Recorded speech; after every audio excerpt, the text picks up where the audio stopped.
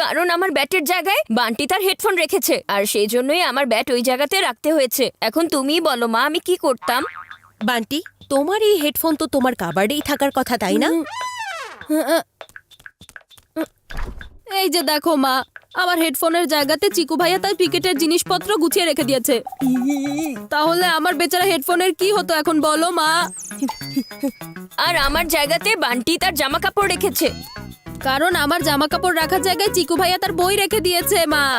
আর তোমার গলার টাই যে আমার বিছানার উপর ঘুমাচ্ছে, সেটার কি হবে? এই তোমার ব্যাগ তো আমার বিছানার উপরে নিজের বাড়ি বানিয়ে ফেলেছে। হয়েছে, এবার অনেক হয়েছে। এই যে আমি বর্ডার লাইন টেনে দিলাম। এখন এই লাইনের লেফট হচ্ছে চিকুর এরিয়া আর রাইট হচ্ছে বান্টির এরিয়া, বুঝেছো? শোনো, এখন না যাবে চিকু বান্টির এরিয়ায় আর না বান্টি যাবে চিকুর এরিয়ার দিকে, বুঝতে পেরেছো?